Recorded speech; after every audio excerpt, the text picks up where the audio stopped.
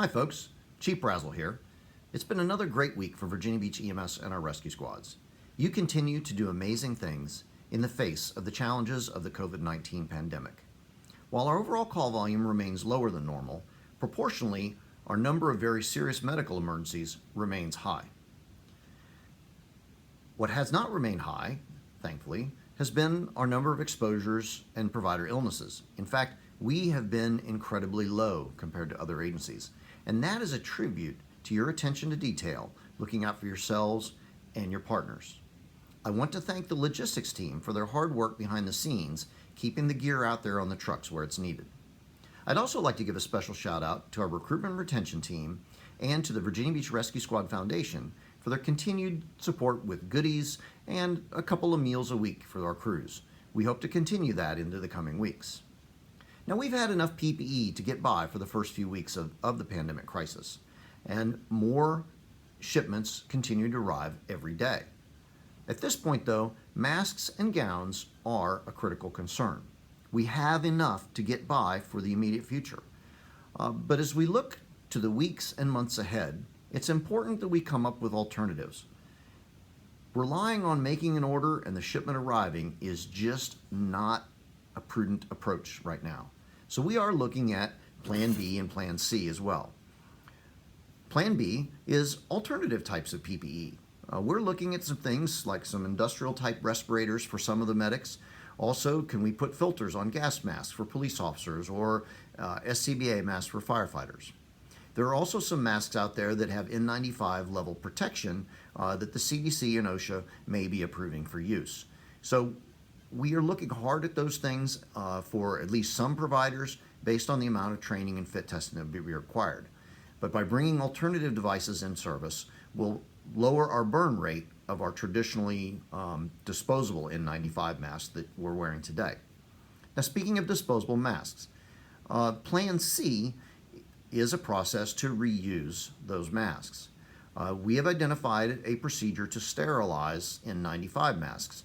Virginia Beach, Chesapeake, and a number of other cities in the region, and actually our hospital systems, have reviewed this procedure and have determined that there is a way to, an industrial way, not just spraying bleach on something, an industrial process to sterilize N95 masks to make them safe for reuse. So we have currently set up a process to start collecting used masks in case we want to go this route. Now, I've had some concerns come my way, and I share those concerns about the idea of wearing a mask that someone else was wearing just a few days before. I would like to point out that in our field, in healthcare, hospitals are putting devices in patients' bodies on a daily basis that were in another patient's body not long before. They sterilize the equipment between use. And so while this may seem creepy, it is feasible to sterilize and make clean and safe for someone else to use an N95 mask. So please, I ask you to work with us on our collection process, and we will give us an option for the future in case we need to go there. In the meantime, conserve what we have, and I promise you, we are continuing to look for the gold standard every day. If you have any questions about PPE, please don't hesitate to give us a call. So, to close this out, I want to say again, you're doing amazing things. And please continue to watch our website for updates. Division Chief Mike Lewis is actually in the next room doing a video update for operational procedures as we speak. But with that, I just want to thank you for your continued support and your continued dedication during the COVID-19 pandemic. What you are doing is showing this community how critical EMS and the rescue squads are to their safety and well-being. Thank you, and be safe. Thank you, Chief Brazle, for that update. As we continue with our department's response to COVID-19, I want to begin with a big thank you to all the volunteers in our system. April 25th marks the end of National Volunteer Week, and without each and every one of you, we would not be able to perform as a system, respond to emergencies effectively, and care for our citizens. If life was normal, you would be staffing our largest special event of this year this weekend, Something in the Water. But instead of focusing your efforts on a crowd of 70,000 festival attendees, You've had to focus on a pandemic that has significantly changed our operational processes. Thank you for being flexible. Thank you for being adaptive. But most of all, thank you for giving back to our community and making it a better place to live. So there are no major changes coming out of this week with our COVID response and no response guideline modifications except for a change in words that you will hear from our dispatchers, referencing PPE requirements and a new process for collecting N95 masks for potential sanitization and reuse purposes. The dispatch notification is an easy discussion to have. As you're all aware, since the beginning, we had the dispatchers notifying us of PPE advised and high risk full PPE. At first this made sense, but now the feedback we're receiving is that members are confused. So let me try to explain it for you. The minimum standard PPE required for all calls, regardless of call type, is a surgical mask, gloves, and eye protection. When the case comments indicate a need for additional PPE requirements, the dispatcher will simply say N95 required or high risk full PPE advised. When they state N95 required, that simply means the patient is complaining of an identified COVID-19 symptom and we want you to don an N95 mask instead of going into the scene with only a surgical mask on. High-risk full PPE will still be stated for all unconscious patients, cardiac arrests, and those calls where advanced airway procedures may be needed. Please remember, high-risk full PPE includes gloves, N95 mask, eye protection, gown, and hair bonnet. Okay, so that was easy and straightforward.